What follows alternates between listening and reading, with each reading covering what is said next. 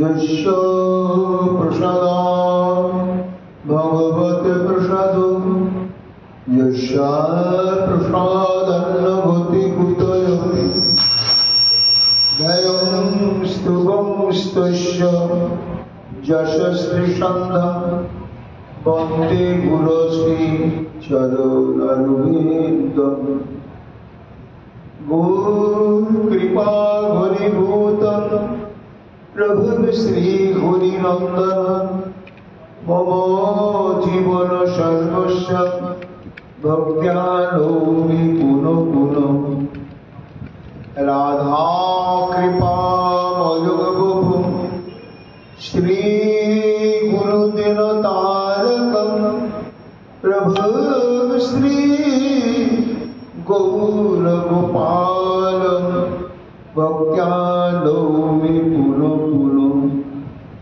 अजानुलंबित भुजो कनकावदातो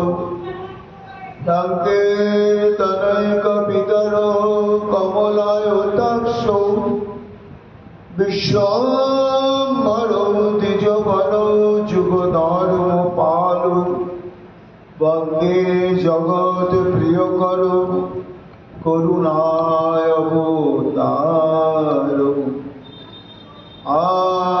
आनन्दलीलामय विग्रहाय हेमावदिव्यच्छविसुन्दराय तस्मै महाप्रेम रसप्रदाय चैतन्यचन्द्राय नमो नमस्ते निरानन्दमिदं सर्वं प्रेमानन्दस्फुटीकृतं येन तं सततं वन्दे नित्यानन्दं जगद्गुरुं श्रीअद्वैत नमस्तुभ्यं कलिजन कृपानिधे गौरी प्रेम प्रदानाय श्री सीतापतये नमः नादिनी स्वरूपाय गौरांग सुहृदाय च भक्त शक्ति प्रदानाय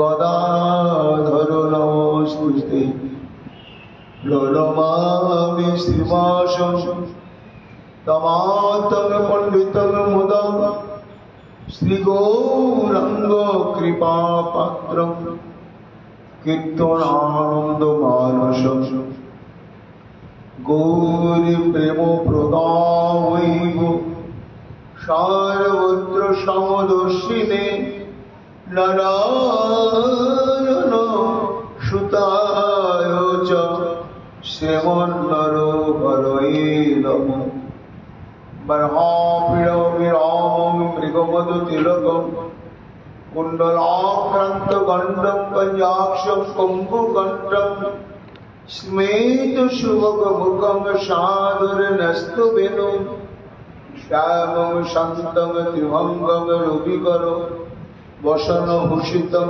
वैजयन्त्यां वन्दे वृन्दावनस्थयुवतिशतवृतं ब्रह्मगोपालभीशं नमो नलिननेत्राय वेणुबद्धविनोदिने राधाधर सुधापान शालिने वनमालिने हे कृष्ण करुणा सिंधु दीनबन्धु जगत्पते गोपेश गोपिकान्त राधाकान्त नमोस्तुते मुखं करोति वाचालं पङ्गुं लङ्घयते गिरिं यत्कृपातमहं वन्दे परमानन्दमाधवम् तप्तो काञ्चन गौराङ्गी राधे वृन्दावनेश्वरी वृषभानुसुते देवी तं नमामि हरिप्रिये महाभावस्वरूपातं कृष्ण प्रिया बलियसी प्रेम भक्ति प्रदे देवी राधिका तं नमाम्यहम् वन्दे नंद प्रजस्त्रीणाम् अदारेणो विघ्नशं यशाभिहुरि पदाद्गीतं पुराति भुवनत्रयम् आचतुर्वदन ब्रह्मा दिवाहुरो परो हरि अभालोचन शम्भो भगवान् बदरायणि जंग प्रभजन्तमनुपेतमपेतकृतं दैपायन विरह कातरयजुहाव पुत्रेति तन्मयातरतरवयोगिने दुस्तं सर्वभूतहृदयमुनिमानतोऽस्मि तमादिदेवं करुणानिधानं तमालभद्रं सुहितावतारम् अपारो संसार समुद्र सेतुं भजामहे श्रीभागवत स्वरूपम् वंशाकल्पतरुभ्यश्च कृपासिन्धुभ्येव च पतितानां वैष्णवेभ्यो नमो नमः। जय रूप सनातन भट्ट रघुनाथ श्रीजीव गोपाल भट्ट दास रघुनाथ भक्ति भरे बंदी छय गोसाईर चरण जहा हইতে বিঘ্ন নাশ অভীষ্ট পূরণ। জয় গৌর ভক্তবৃন্দ গৌর যাদের প্রাণ সবে মিলে দেহ মোরে নিতাই গৌর ভক্তি দান নিতাই গৌর হরি বল নিতাই গৌর হরি বল নিতাই গৌর হরি বল জয় জয় নিতাই গৌর হরি বল হরি বল। রাধে রাধে রাধে जय जय श्री राधे राधे प्राण राधे राधे राधे राधे जय श्री राधे राधे राधे। जय महाप्रभु जय श्री गुरु। श्री शुकवाच वृष्णीनां प्रबल मंत्रे कृष्णस्य द्वैत सखा शिष्य बृहस्पति साक्षात् उद्धव बुद्धि सत्तम। सर्ववेदांत सारपुराण चक्रवर्ती एते चांश पालपुंष कृष्णस्तु भगवान स्वयं। श्री ईश्वर परम कृष्ण श्री गोविंदे शब्द ब्रह्ममय विग्रह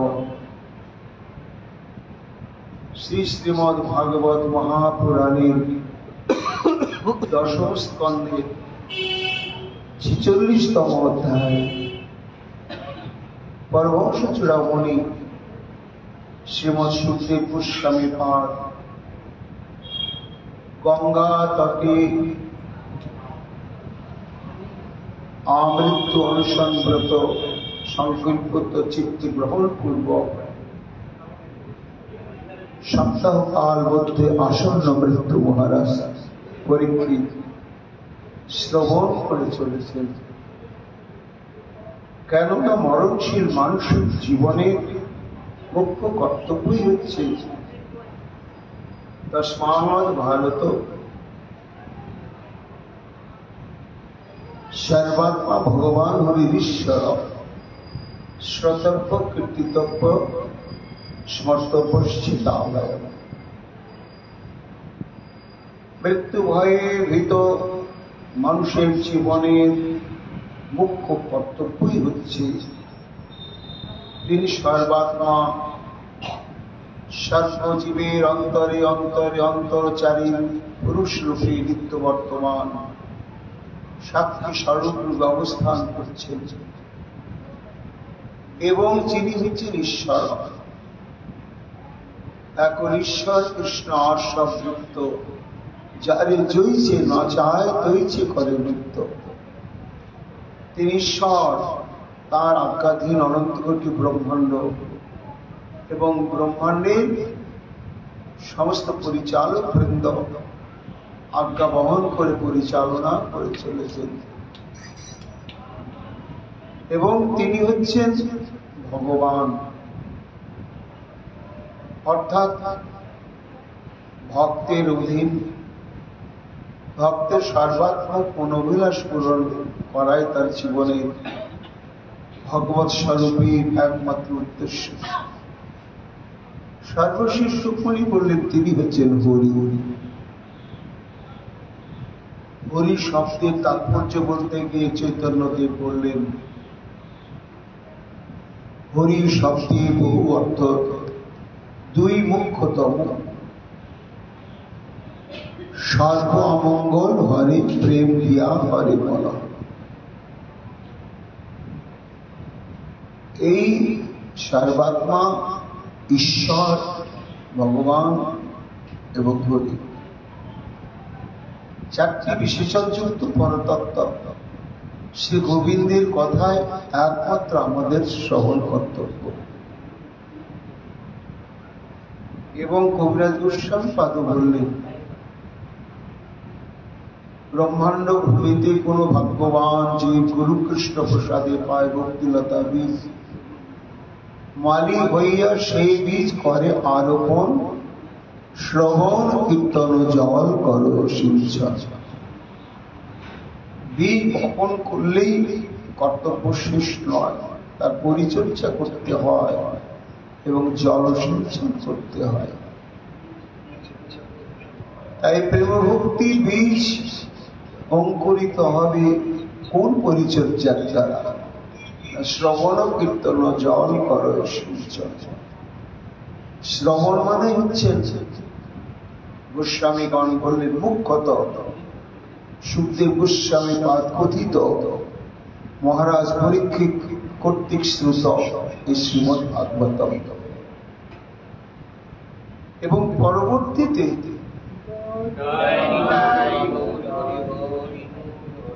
শ্রীমদ্ ভাগবতের সিদ্ধান্ত এবং রসরের যা সমর্থন করে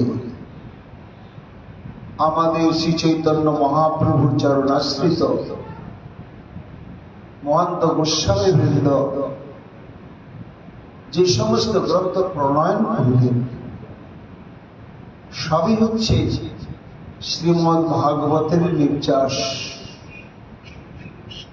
এই জন্য শ্রবণ কীর্তন কর্তব্যই হচ্ছে এক মূলত শ্রীমদ্ ভাগবত আর ভাগবতের নির্যাস স্বরূপ যে গোস্বামীগণ কর্তৃক প্রণীত গ্রন্থ শ্রবণ করে যেতেই হবে আর কীর্তন করতেই হবে, না হলে ভক্তিলতার বীজ অঙ্কুরিত হবেন না, পুষ্ট হবেন না, বৃদ্ধিপ্রাপ্ত হবেন না, ভাব কুসুম কুসুমিত হবে না এবং প্রেমানন্দ শিবানন্দ ফল ফলিত হবে। তাই শ্রবণ করতে হবে ভাগবতী কথা। সুখমণি বলছেন মহারাজ শোনো, বৃষ্টিনাং প্রবর মন্ত্রী কৃষ্ণস্য দ্বৈত সখা শিষ্য বৃহস্পতি সাক্ষাৎ উদ্ধব বুদ্ধি সৎসম। মহারাজ পরীক্ষিত এই উদ্ধব লীলাপুরুষোত্তম ভগবান শ্রীকৃষ্ণের পরিকর অনেকই আছে, কিন্তু তার মধ্যে ব্রজের বাইরে পুরো লীলা একমাত্র অন্তরঙ্গ পরিকরই হচ্ছে শ্রীমদ উদ্ধব। আর উদ্ধবের এতগুলো বৈশিষ্ট্য কি, কৃষ্ণাং প্রবর, কৃষ্ণস্য মন্ত্রী দ্বৈত সখা, এবং সাক্ষাৎ বৃহস্পতির শিষ্য। সর্বশেষ বলছেন বুদ্ধি সত্য। মহারাজ পরীক্ষিত প্রশ্ন করলেন, গুরুদেব এই যে পূর্বোধ্যায় আপনি শ্রী গোবিন্দের যে লীলা প্রসঙ্গ বর্ণনা করলেন, সেই বর্ণনা প্রসঙ্গের সূত্রে সহসা হঠাৎ করে এই উদ্ধবের প্রসঙ্গ কেন এল?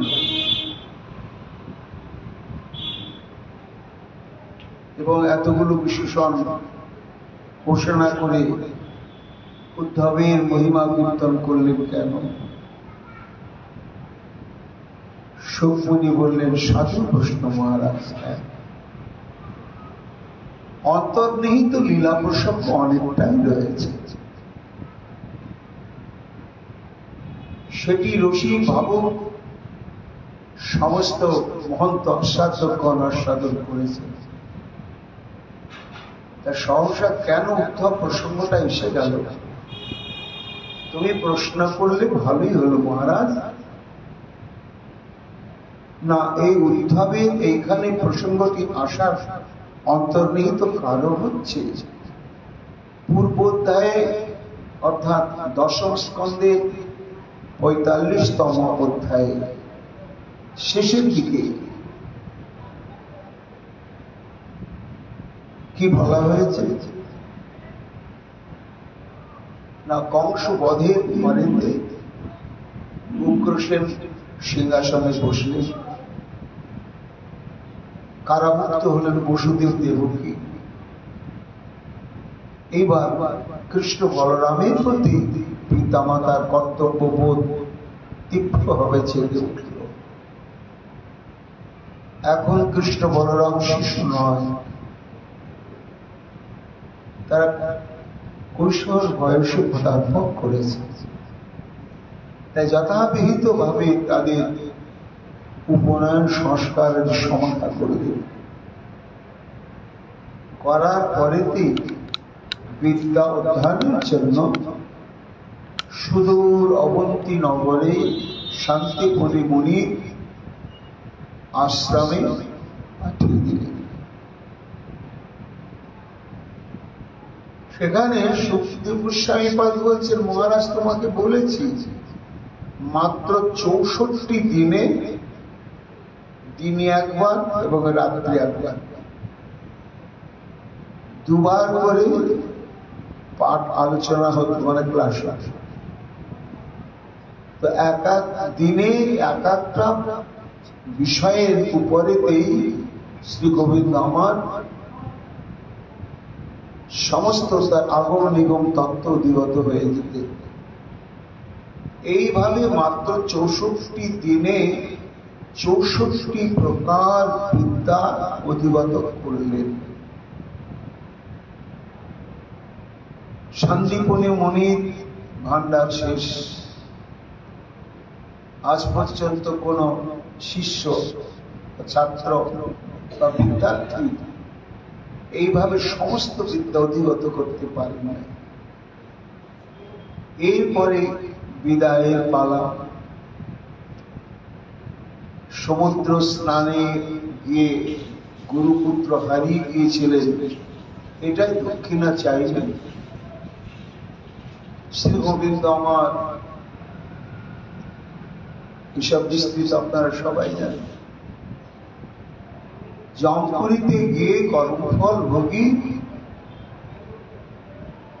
সেই পুত্রকে আবার যথাবিহিত ভাবে আনয়ন করে শ্রী গুরুদেবের চরণে সমর্পণ করে বললেন, গুরুদেব এবার তুমি সন্তুষ্ট, এবার আমাদের আশীর্বাদ করো। তোমার কর্তৃক প্রদত্ত বিদ্যা যেন আমাদের জীবনে বাস্তবায়িত হয়।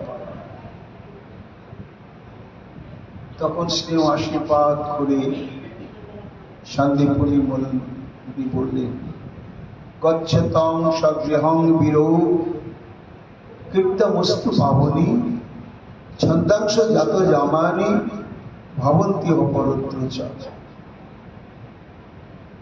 এই কৃষ্ণ বলরাম, হে বীরোত্তম, তোমাদের সমস্ত বিদ্যা অধিগত হয়েছে, এবার তোমরা আপন গৃহে প্রত্যাগমন করতে পারো। আমার আশীর্বাদে তোমাদের এই পবিত্র কীর্তিগাথা জগৎকে পবিত্র করবে এবং এই যে ছন্দাংশ জাত জামানি ভবন্তি হবে, তোমরা যে এখানে নিখিল বেদশাস্ত্র অধ্যয়ন করলে, সেই অধীত বিদ্যা যদি জীবনে প্রকাশ বিকাশ না ঘটে, তাহলে বিদ্যা অধ্যয়নের কোনো মূল্য নেই। এই জন্য আমার আশীর্বাদে ইহ পরত্র চ ভবন্তি, অর্থাৎ ইহকালে এবং পরকালে আমার নিকটে অধীত পরাবিদ্যা, সেটি তোমাদের সবসময় অন্তঃকরণে বিকশিত প্রকাশিত থাকবে। আশীর্বাদ প্রাপ্ত হয়ে গোবিন্দের আনন্দার ধারে নরলীলায় তিনি জগৎকে দেখাচ্ছেন, যিনি অত্যয় জ্ঞান তত্ত্বব্রজে ব্রজেন্দ্র নন্দন। তার আবার বিদ্যা শিক্ষার কি প্রয়োজন? কিন্তু তিনি নরলীলায় এসেছেন। তাই গুরু আনুগত্য নিয়ে কিভাবে বিদ্যানুশীলন করতে হয়, নিজে আচরণ করে দৃষ্টান্ত স্থাপন করলে, তারপরে গুরু দক্ষিণা প্রদান করে আশীর্বাদ নিয়ে গুরু নৈব মনোজ্ঞাত রথে নানিল রহমসা আয়াত সপুরম তাত পর্যন্ত নিনদিন হয়ে। সুখমণি বললেন, মহারাজ পরীক্ষিত, এইভাবে শ্রী গুরুদেবের প্রাণ ভরা আশীর্বাদ এবং স্নেহমাখা অনুমতি লাভ করে তারা অতি দ্রুতগামী এক রথ, যে রথ যখন চলতে থাকে তখন মেঘগর্জনের মতন শব্দ হয়, সেই রথে আরোহণ করলেন কৃষ্ণ বলরাম। আয়াত সফলম মথুরায় প্রত্যাগমন করলেন। এই যে 64 দিন অবন্তী নগরে কৃষ্ণের অবস্থান, মথুরাবাসীদের নিকটে যেন 64 দিন 64 লক্ষ কোটি জীব কৃষ্ণের প্রতি তাদের এত প্রেম। সেই গোবিন্দ আমার ফিরিলেন পুনরায় মথুরায়। সুখমণি বলছেন, মহারাজ, সময় নন্দন প্রজা সর্বাদৃষ্টারম জনার্দন অপশ্যন্ত বহুহানি নষ্টলব্ধ ধনা ইব। সে আনন্দের উচ্ছ্বাস ভাষায় বর্ণনা করা যাবে না। কৃষ্ণ বলরাম যখন মথুরায় রথ হতে অবতরণ করলেন, কে যেন সমগ্র মথুরার প্রান্তে প্রান্তে গৃহে গৃহে প্রত্যেকের কাছে যেন সংবাদটা ছড়িয়ে দিল। যারা কৃষ্ণগত প্রাণ এবং কৃষ্ণের প্রতি ভক্তি পরায়ণ, তারা সবাই ছুটে এবং তাদের আনন্দ ও অভিব্যক্তি বর্ণনাতে সুখমণি দৃষ্টান্ত দিচ্ছে। মহারাজ, গোবিন্দকে ফিরে পেয়ে মথুরাবাসীর দশা কি হলো? নষ্ট লব্ধ ধনা বিব। অর্থাৎ কোন দরিদ্র ব্যক্তি মূল্যবান সম্পদ প্রাপ্ত হলো, হওয়ার সঙ্গে সঙ্গে দুর্দৈব বশতা হারিয়ে গেল, হাহাকারে জীবন ভরে থাকলো, আহার নিদ্রা পরিত্যাগ করে সে হারানো ধনটি আবার কি করে পাওয়া যাবে? এইভাবে ব্যাকুলতা নিয়ে তৎপর হয়ে থাকতে থাকতে থাকতে থাকতে বহু পরিশ্রম, বহু প্রত্যাশার পরে হারানো ধন যদি আবার প্রাপ্ত হয়, তখন সে সমস্ত মানুষের জীবনে যে আনন্দের উচ্ছ্বাস, আনন্দের জোয়ার, শ্রী গোবিন্দকে মথুরায় প্রাপ্ত হয়ে মথুরাবাসী বলে সেই আনন্দ। মথুরা তখন স্থিতাবস্থা, তখনও জরাসন্ধ আক্রমণ করেন। এই জন্য শ্রীকৃষ্ণ যখন মথুরায় প্রত্যাবর্তন করলেন, তখন সাময়িক স্থিতাবস্থায় আর মথুরার চিন্তা মনের মধ্যে জাগল। হঠাৎ চিত্তটা উদাসীন হয়ে গেল, আনন্দ উৎসব সমাধা হয়ে গেল। বসুদেব দেবকী মা কৃষ্ণকে কিন্তু ফিরে পেয়েছেন, যথাবিহিত ভাবে তাদের পরিচর্যা, স্নেহ সেবা সুসম্পন্ন করলেন। কিন্তু গোবিন্দের চিত্তটা যেন উদাস, কিছুই ভালো লাগে না। ধীরে ধীরে একান্ত হয়ে গেলেন। সখমণি বলছেন, কেন উদ্ধবের প্রসঙ্গটা আমি বললাম, এর কারণটা বুঝতে গেলে মহারাজ পরীক্ষিত এই বিষয়টা তোমাকে জানতে হবে। শ্রীকৃষ্ণ গম্ভীর হয়ে, আর কিছুই ভালো লাগে না, স্মৃতিতে যেন কারা ভেসে উঠছে, তাদের প্রেম স্নেহ আকর্ষণ যেন তীব্র ভাবে আকর্ষণ হচ্ছে, থাকতে পারলেন। সান্দ্রীভূত নববিটপিনাং পুষ্পিতলাং বিতানৈ লক্ষ্মী বতাং দধতি মথুরা পত্তলে দত্তনেত্র। শ্রীকৃষ্ণ সবার থেকে আড়াল হয়ে গেলেন। আড়াল হয়ে গিয়ে ক্রীড়া ভবন বড়বি মূর্খনি মথুরা পত্তনে দত্তনেত্র। অর্থাৎ প্রবর বা ক্রীড়া ভবনের সূর্য স্থানেতে যে চন্দ্রশালিকা থাকে, সেই চন্দ্রশালিকাতে আরোহণ করলেন গোবিন্দ, করে চারিদিকে তাকিয়ে দেখছে। আশ্চর্য হয়ে গেলেন, মথুরা এত সুন্দর, কিন্তু এই সৌন্দর্য তো মথুরার নয়। কি দেখলেন? সান্দ্রীভূত নববিটপিনাং পুষ্পিতলাং বিতানৈ। কালাকাল ভুলে গিয়েছে। জ্যৈষ্ঠ মাসের ফুল জ্যৈষ্ঠ মাসেই ফুটবে, কিন্তু শীতকালে ফোটে না। কিন্তু শ্রী গোবিন্দ দেখছেন সেই সূর্য চন্দ্রশালিকায় আরোহণ করে দূরে যমুনা কুলকুল তানে বয়ে চলেছে, আর সে যমুনার পুলিনে পুলিনে মথুরার চারিদিকে সমস্ত বৃক্ষ লতাতে কালাকাল ভুলে কি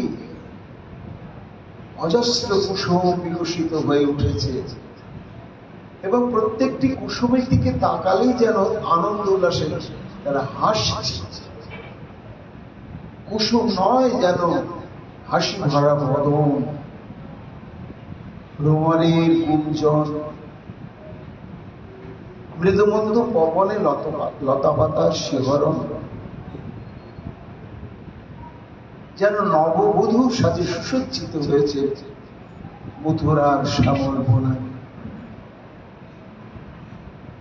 বিস্মিত হয়ে গোবিন্দ তাকিয়ে আছে। থাকতে থাকতে কি অবস্থা প্রাপ্ত হল। দদো সত্যস্তর হৃদয় গোকুলরণ্য মৈত্রী। বৃন্দাবনের কথা মনে পড়ে গেল। মথুরায় আসা পর্যন্ত পরপর যে সমস্ত ঘটনা পরম্পরার মধ্যে জড়িয়ে গেলেন গোবিন্দ, সেই চাপে বৃন্দাবনের স্মৃতিটা যেন তলিয়ে ছিল। কিন্তু চন্দ্রশালার সেই সূর্য স্থানের থেকে যখন মথুরার এই অদ্ভুত বৃন্দাবনের ন্যায় পরিশোভা দর্শন করার সঙ্গে সঙ্গে গোকুলারণ্যমদ্রিম, সেই বৃন্দাবনের বন উপবন, শুধু তাই নয়, মনে পড়ে গেল বৃন্দাবনের সমস্ত গোপ গোপী পিতা মাতা সখা, এমনকি হরিণ হরিণী কাভি বৎস, সবার প্রাণ ঢালা মমতা ভালোবাসা। সদ্য হৃদয় তরল বিগলিত হয়ে গেল, চোখ ধুচ্ছে। মহাজন বলছে, ব্রজপুর মনে করি অট্টালিকা পরে চড়ি, 10 দিকে নেহারয়ে কার, 10 দিকে নেহারয়ে খান। 10 দিক অর্থাৎ 8টা দিক আকাশ এবং ধরিত্রী যেন সুসজ্জিত হয়েছে। দেখতে দেখতে চাহি বৃন্দাবন পানে, শ্রীরাধার প্রেম গুণে অনিরিখে ঝুরোয়ে নয়া, অনিরিখে ঝুরোয়ে নয়া। বৃন্দাবনের কথা, তেরু বৎস, সবার কথা মনে হতে হতে সর্বশেষ পিতা মাতা, তারপরে গীতার জঙ্গম প্রতিমা গোপিকা কৃতের কথা, সর্বশেষ মহাভাবমতী শ্রীমতী রাধারানীর কথা মনে পড়ে গেল। আত্মধিক্কারে বলে উঠলেন, রহু মোরে, আমাকে শত শত ধিক। কেন ধিক? কুলশীল দিয়া যে মোরে সপিল হিয়া, বধিয়া আইলাম আমি তারে, বধিয়া আইলাম আমি তারে। সর্বশেষ গোপী শিরোমণি শ্রীমতী রাধারানীর কথা মনে পড়ল। আক্ষিক রথে চলে আসবার প্রাক্কালে নয়নের জলে ভাসা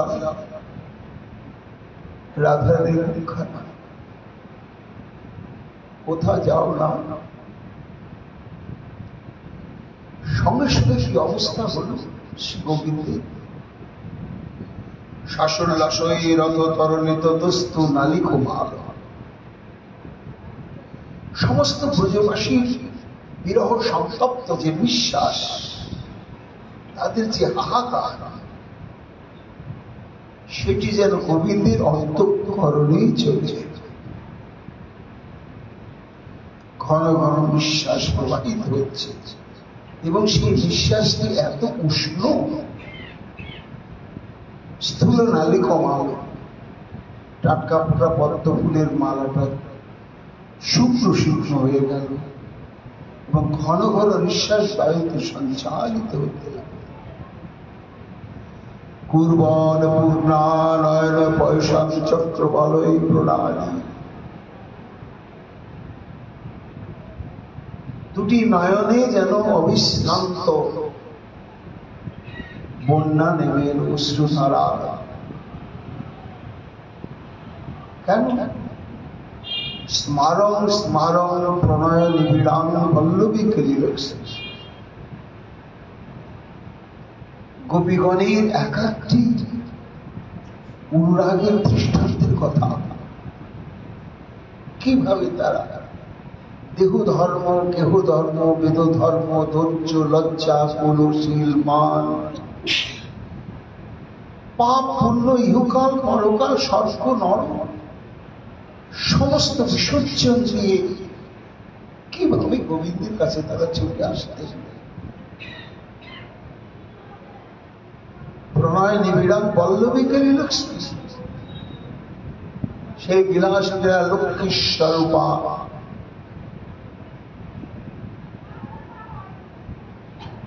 সব কবিকাবৃত্তির কথা মনে পড়ে গেল। দীর্ঘোৎকণ্ঠা জটিল হৃদয় স্তত্র চিত্রায়িত অভূত। সুখমণি বলছেন, মহারাজ স্থির থাকতে পারলেন না শ্রীগোবিন্দ। তার অবস্থা কেমন হলো? সুদীর্ঘ তীব্র উৎকণ্ঠা, হৃদয় জরিমা দশাসক্ত হয়ে গেল এবং সেই সূর্য চন্দ্রশালিকায় চিত্রায়িত অভয় তিনি একটা নিশ্চল প্রতিমার ন্যায় বৃন্দাবনের দিকে তাকিয়ে থাকলেন। এইভাবে তাকিয়ে থাকতে থাকতে হঠাৎ পুনরায় প্রকৃতিস্থ হলে ওই তখন চিন্তা করছে, আমি তো বৃন্দাবনে যেতে পারব না,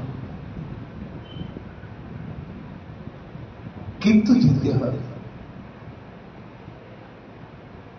এমন একজন চায় যার নয়নে থাকবে আমার নয়ন, যার হৃদয়ে থাকবে আমার হৃদয়, যার মনে থাকবে আমার মন, যার বচনে থাকবে আমার বচন, যার অঙ্গকান্তি দেহ আকৃতি প্রকৃতি আমার মতোই হয়। এইরকম যদি কেউ থাকে যে বুঝবে আমার হৃদয়ের ব্যথা এবং সেই ব্রজবাসীগণের প্রেমের পরাকাষ্ঠা,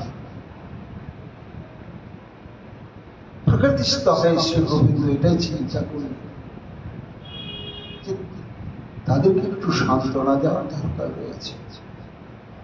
পশ্চাৎ নিশ্চিকায় কশ্চন মর্মক কর্মঠ জন, যাকে তাকে পাঠালে হবে না,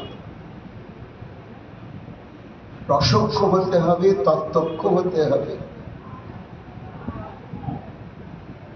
এবং আমারও তত্ত্ববেত্তা হতে হবে তাকে। এইরকম যদি কেউ থাকে সন্দিষ্ট ঝটিতি ঘটনে। সুখমণি বলছেন, মহারাজ তাহলে তাকে পাঠানো যেতে পারে, যার আমার সম্পর্কে মাধুর্যের তত্ত্বজ্ঞান, আমার সম্পর্কে ঐশ্বর্যের তত্ত্বজ্ঞান, যার অন্তঃকরণের সম্পূর্ণরূপে উপলব্ধি হয়েছে, এইরকম কাউকে ব্রজে পাঠালে তাদের এই হাহাকারে যেন প্রলেপ হবে, আর আমি তার মধ্য দিয়েও যেন আমি আবার পুনরায় বৃন্দাবনকে আমি আস্বাদনের সৌভাগ্য পাব। খুব চিন্তা করছেন, আর দরবে গলিত ধারে অশ্রু জলে ভাসছে। ও হঠাৎ মনে পড়ে গেল একজন আছে, কে যে শৈশব থেকে অজ্ঞান বালক যেমন খেলাধুলায় মত্ত থাকে, সেই বয়সে যে খেলাধুলায় মত্ত ছিল না, আমার অনুরাগে মত্ত ছিল। কে? মনে পড়ে গেল মদচ্চনায় খিল বাল্যকুন্দনম বাল্যপীতভং কলেম্ব বহুবচ। সেই হচ্ছে উদ্ধব। শৈশবে যখন খেলাধুলার প্রবৃত্তি অন্তঃকরণে শিশুদের জাগে, সেই বয়সে উদ্ধব কি খেলতেন গোবিন্দ সেটি অবগত হয়েছে। তাই বলছেন মদ অর্জনায় খিল বাল্যকুন্দন। একমাত্র উদ্ধবের শৈশবের খেলাই ছিল আমার প্রতিমা প্রস্তুত করে সেবা পূজার খেলাই খেলা ছিল তার একমাত্র অবলম্বন। শুধু তাই নয়, মদ প্রেম গোপনায় সমীরজাং রুজং। সমীরজাং মানে বায়ু জাত, রুজং মানে ব্যাধি। অর্থাৎ ওই বয়সে প্রেমের উদয় হয়, প্রেমের বিকার, শ্বেত কম্পগুলো বহে অশ্রুধা। এই সমস্ত প্রেমের বিকার প্রকাশ পাচ্ছে। পিতা মাতা তো দেখে আশ্চর্য, কি হলো কি হলো কি হলো, কি জানে মা, আমার এক ভয়ানক ব্যাধি হয়েছে বাবা, ভয়ানক ব্যাধি হয়েছে। পিতা মাতা ভাবলেন হ্যাঁ, বায়ু রোগে আক্রান্ত হলে মানুষ এইভাবে হাসে কাঁদে নাচে গায়। সার্বান্তর্যামী ভগবান শ্রীকৃষ্ণ মথুরার চন্দ্রশালিকায় বসে বসে বৃন্দাবনে পাঠাতে হবে চিন্তা করতে করতে উদ্ধবকে স্মৃতিপটে ভেসে উঠল সেই অমাগত প্রাণ শৈশব থেকে নিজের প্রেমকে গোপন করবার জন্য এইভাবে পিতা মাতার কাছে বায়ু রোগের ছলনা করে। শান্তি মমায় উদ্ধব, এই উদ্ধবই একমাত্র আমার উপযুক্ত। সুকমণি বলছেন মহারাজ পরীক্ষিত, এই যে শ্রী গোবিন্দ উদ্ধবের শৈশবের যে প্রেমনিষ্ঠা, এটা আমিও তোমাকে বলেছি তৃতীয় স্কন্ধে। য পঞ্চহায়র মাত্রা প্রাতরাশায় যাচিত তন্নচ্ছদ রচায়ন যস্য সপজ্জং বাললীলয়া। উদ্ধবের বয়স যখন 5 বছর, তখন মৃত্তিকাদি কৃষ্ণ বিগ্রহ প্রস্তুত করে তাকে নানা ভূষণে আভরণে সুসজ্জিত করে শৃঙ্গার করে রত্নাসনে বসিয়ে সেবা উপচার অর্ঘ্য নিবেদন করে সেই মূর্তি দর্শন করতে করতে এমন তন্ময়াবিষ্ট হয়ে যেতে, মাত্রা প্রাতরাশায় যাচিত। সকাল বেলায় তো বালভোগ পেতে হয়, তাতে আবার বাচ্চা। দুপুর হয়ে গেছে, নিশ্চল ভাবে উদ্ধব সেই প্রাণকটি প্রিয় হৃদয়ে প্রিয় দেবতার দিকে দৃষ্টি দিয়ে নিশ্চল হয়ে আছে। সুকমণি বলছেন এই মতোই শৈশব থেকে উদ্ধবের কৃষ্ণ নিষ্ঠা। শ্রী গোবিন্দ চিন্তা করলেন, হ্যাঁ তাহলে আমি যাব, কিন্তু আমি যাব না। অর্থাৎ উদ্ধবকে যদি আমি পাঠাতে পারি তাহলে এটা আমারই যাওয়া। মদ প্রেম ভাগবী প্রথিতুম মৎ শিবনানাং বিধিন শ্রীমদ ভাগবতাদৈ নিত্যবোধি সহস্রাণি বাচস্পতি অধ্যস্ত স্ফুটমেশজ শত পরম সর্বত্র মৎপাত্রতা পাত্রং স্যাদিতি মন মন প্রতিপদম তং সংকীর্ণ বাঞ্ছতি মত প্রেম ভ্রম ভাগবতী প্রথেতু। এই যে আমার প্রতি প্রেম, এই প্রেমের বৈশিষ্ট্য কি? কৃষ্ণ কৃষ্ণের না চায়, প্রেম ভক্তের না চায়, আপনি নাচে প্রেম নাচে তিনটায়। প্রেম ঘুরায়, ভক্তকে ঘুরায়, ভগবানকে ঘুরায়, প্রেম নিচু পর্বত বলে খুলে। কিন্তু খুললে কি হবে? এই প্রেমানন্দের সঙ্গে অন্তর্লীন হয়ে বইছে শিবানন্দ। শিবানন্দ ব্যতিরেকে প্রেমানন্দের পূর্ণতা নেই। এই জন্য শান্ত ভক্তদের প্রেমানন্দ রয়েছে, কিন্তু সেই প্রেমানন্দটিকে স্বীকৃতি দেওয়া হয় কেন না? সেখানে সেবাদি নেই। এই জন্য আমার এই প্রেম পাগল করে দেয়, আশায় সাজায় নাচে সেভাবে প্রমত্ত থাকে। কিন্তু থাকলে কি হবে?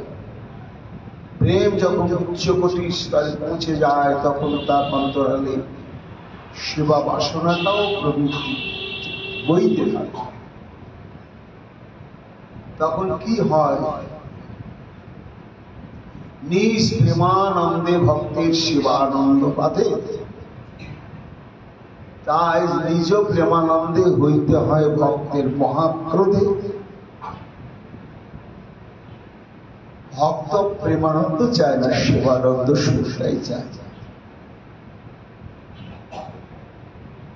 তাই উদ্ধবের যে প্রেমানন্দের ইচ্ছার সময় গতিবেগ, কিন্তু এই প্রেমের পূর্ণতা, আনন্দের পূর্ণতা যতক্ষণ শিবানন্দ তার সাথে সংযুক্ত না হচ্ছে ততক্ষণে হবে না। কিন্তু সেবাটা শিখতে হবে, জানতে হবে। কি করে জানা যাবে সেবার সংবিধান? না, সেবার সংবিধান বই হচ্ছে, গ্রন্থ হচ্ছে শ্রীমদ ভাগবত। শ্রী গোবিন্দ মনে মনে ভাবছেন এই উদ্ধব শুধু প্রেমানন্দী নয়, সেবানন্দী এবং তত্ত্বজ্ঞ, রসজ্ঞ, সিদ্ধান্তজ্ঞ। এগুলো কোত্থেকে প্রাপ্ত হলে উদ্ধব? না, শ্রীমদ ভাগবতাদি নিত্যবৎ সহস্রাণি বাচস্পতি। বুদ্ধ হলেন সাক্ষাৎ বৃহস্পতির শিষ্য। আর এই বৃহস্পতি হচ্ছে ভাগবত তত্ত্ববেত্তা। শ্রীমদ ভাগবতের এই মর্তলোকে অবতরণ এবং উত্তরণ দুটো ধারা আছে।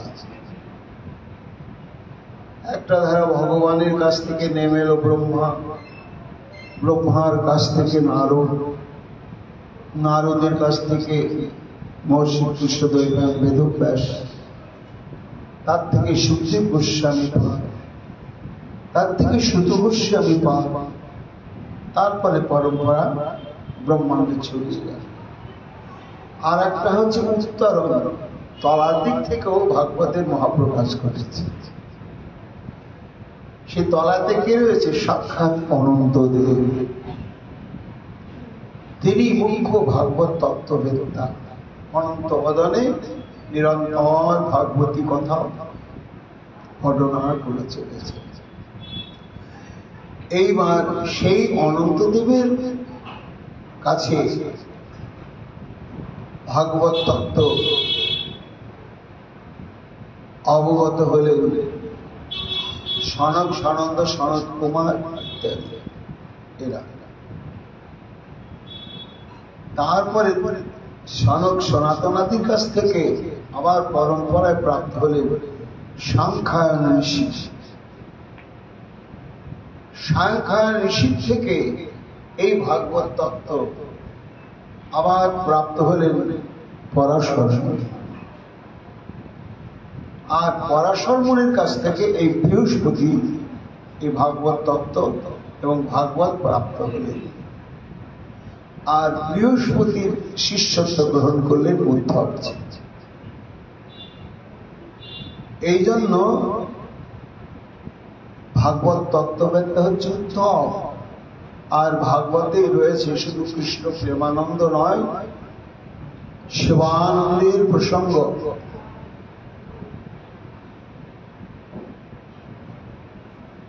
তাই শ্রী গোবিন্দ চিন্তা করছেন যে উদ্ধব শুধু প্রেমানন্দী নয়, তিনি সেবানন্দীও বটে।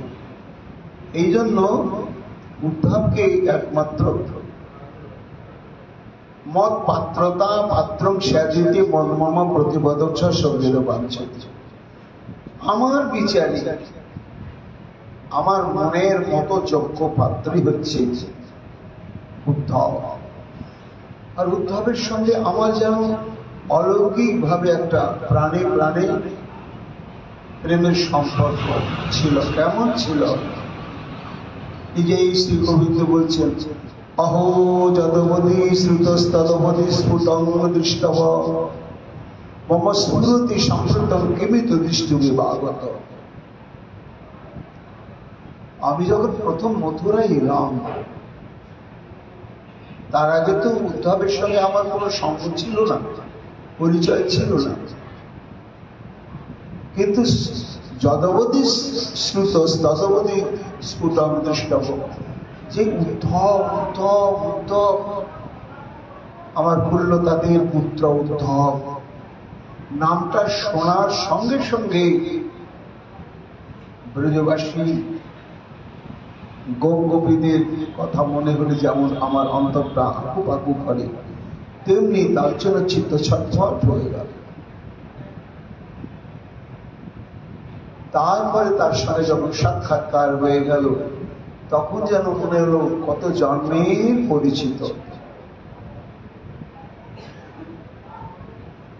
এই হচ্ছে একমাত্র উপযুক্ত পাত্র। একে আমি যদি বৃন্দাবনে প্রেরণ করতে পারি, এবং যদু প্রজাত কিমপরম নিজাত প্রজাত, এই মথুরায় আমার অগ্রদর্শী বলদেব চন্দ্র এবং যদুবংশীয় আরো সমস্ত ভিক্ষু মহাত্মাগণ রয়েছে। কিন্তু থাকলেও বয়োকনিষ্ঠ হওয়া সত্ত্বেও উদ্ধব তার মতন আর জগতে কেউ নেই। উদ্ধব নয়, উদ্ধবকে দেখে কি মনে হয়? মমাত্মা বহিরাভাতি স্বয়ং উদ্ধব সঙ্গীত, যথা মম মনোভাতি তথা দস্য ন জানতা। সুখমণি বলছেন, মহারাজ তুমি হঠাৎ কেন উদ্ধব সম্পর্কে বলতে শুরু করেছিলাম? তার অন্তরালে এই লীলা পরম্পরাটি ছিল, সেটা আমি ভাবের আবেশে তোমাকে ধারাবাহিক বলতে পারি। উদ্ধবের কথাটাই মনে হয়ে গিয়েছিল,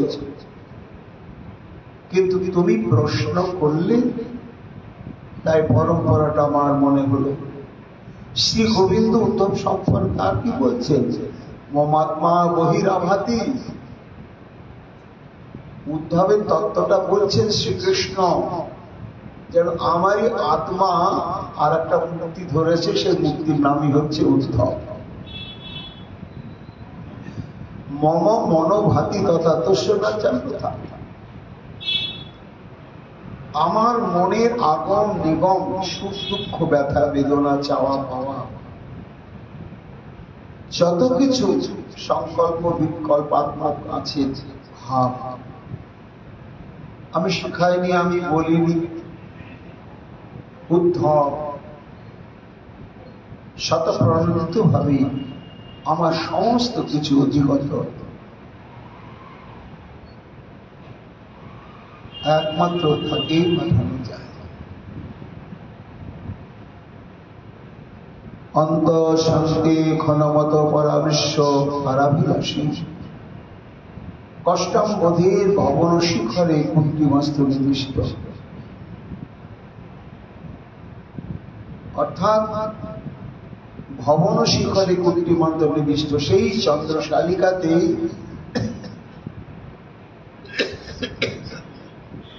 বৃন্দাবনের স্মৃতি ভাবনায় বিভোর হয়ে শ্রী গোবিন্দ যেন অকুল পাথারে ভাসলেন। এই মুহূর্তে আমি বৃন্দাবনে যেতে পারব না, কিন্তু আমি তাদের সঙ্গে কথা বলতে চাই, তাদের বিরহ ক্ষতে কিছু প্রলেপ দিতে চাই, এবং এই যে তারা বিরহের অতল তলে তলিয়ে রয়েছে আর আমি সেটি মর্মে মর্মে অনুভব করছি, আমার কাছে এই বিরহটি কেমন বারবার শূন্য মহাসমুদ্র,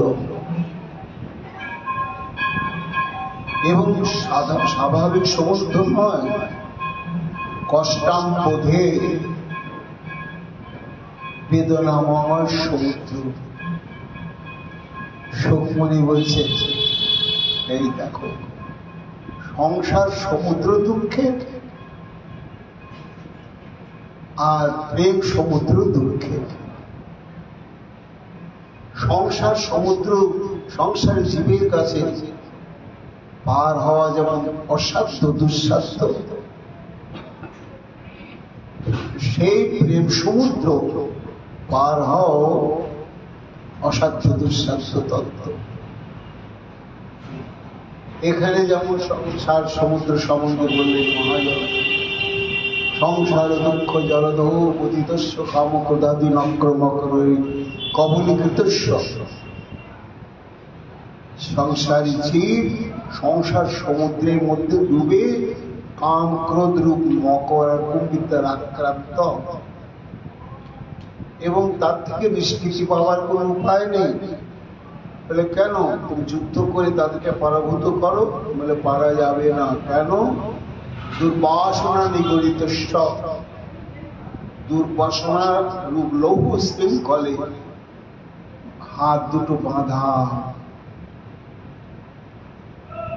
যুদ্ধ করা যাবে না। বলে তা যদি না পারো, তোমার তো অনেক প্রিয়জন রয়েছে, তাদেরকে ডাকো, ঝাঁপিয়ে পড়বে তোমাকে সহযোগিতা করার জন্য, তবে সংসার দুঃখ সমুদ্র থেকে তোমাকে উদ্ধার করবে। বলে না ভাই, সেখানে কোন সঙ্গী সাথী হিতাকাঙ্ক্ষী পৌঁছানোর অধিকার নেই, নিরাশ বয়স্য। সংসার সমুদ্রটা হচ্ছে দুঃখের সমুদ্র, এবং সেটা অপার পারাবার, দুঃসাধ্য অসাধ্য। সেখানে কেউ নেই। কেন? বলে সেখানে সবার নাগালের বাইরে। ডাক্তার যখন বললো ক্যান্সার আর 3 দিন মাত্র বাঁচবে, তো যতই বড় হিতাকাঙ্ক্ষী বন্ধু বান্ধব থাকুক, কোটি কোটি টাকা হাতের মুঠো নিয়ে অপেক্ষা করুক, তারা বলবে আমাদের তার আর বলবে না। তাহলে বহু হিতাকাঙ্ক্ষীর মধ্যে আমি কত অসহায়। শোকমণি বলছেন ঠিক প্রেম সমুদ্রটাও তাই। শ্রী গোবিন্দ আমার অধ্যয়নের রসে নিজেকে ভুলেছি। এইবার মথুরায় আগমন করে ব্রজের স্মৃতি অন্তঃকরণে জেগে ওঠার সঙ্গে সঙ্গে তিনি যেন দুর্বিষহ বেদনাময় দুঃখ সমুদ্রে কেমন পারাবার শুরু। এই সমুদ্র থেকে পারাপার হওয়ার উপায়টা কি? আমি তো বৃন্দাবনে যেতে পারবো না।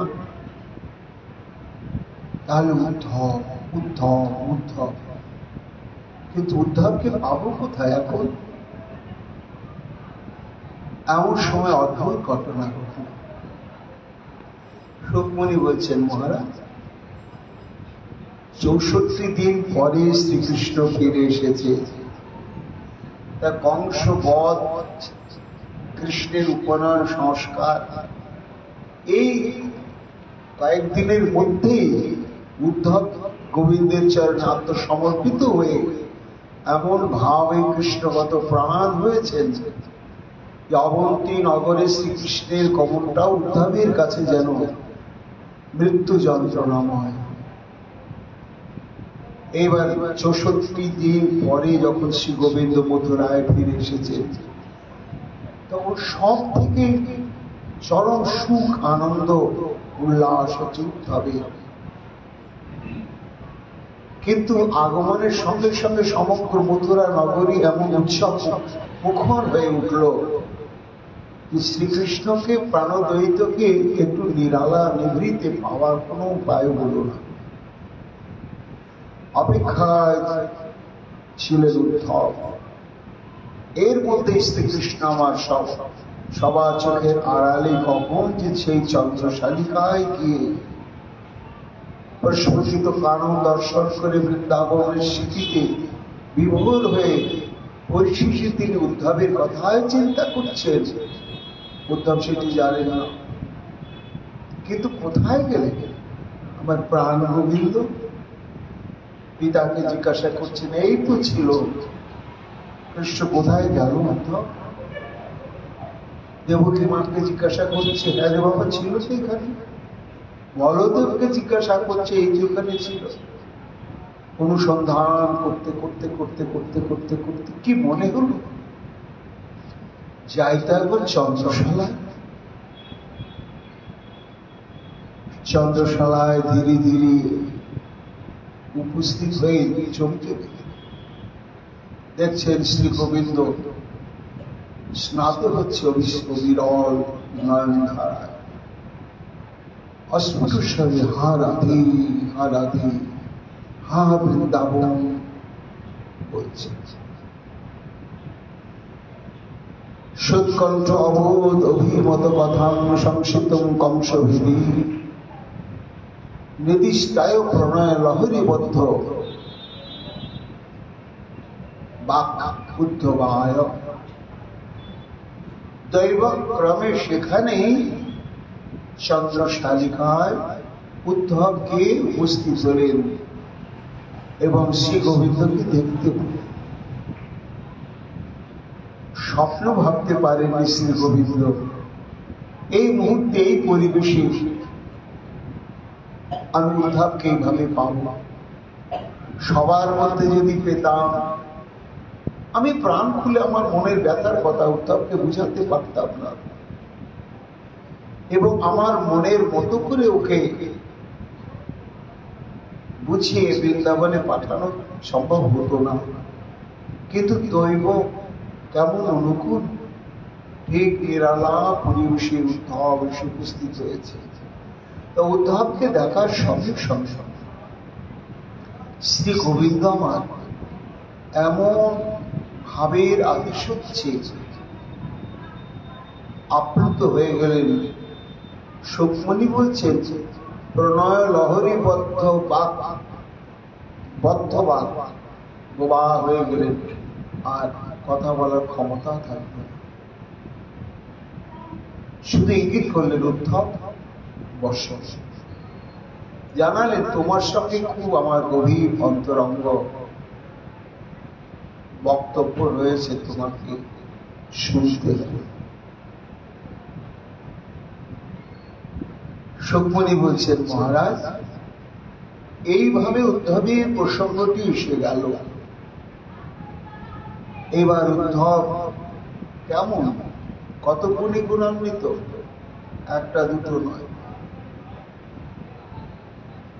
শ্রীকৃষ্ণের ন্যায় তার গুণ রয়েছে। তা কি কি গুণ রয়েছে, এবং শ্রীকৃষ্ণ উদ্ধব সম্বন্ধে আর গভীর গভীর কথা বলেছে। রাধারানীর কৃপা হলে, গুরু বৈষ্ণবের কৃপা হলে আমরা পরবর্তী প্রসঙ্গ আমি আগামীকাল শ্রবণ কীর্তন করব। এখনকার মতো উদ্ধব প্রসঙ্গ আমাদের এখানে বিশ্রাম লাভ করছে। জয় শ্রী রাধে, জয় শ্রী রাধে, জয় শ্রী রাধে।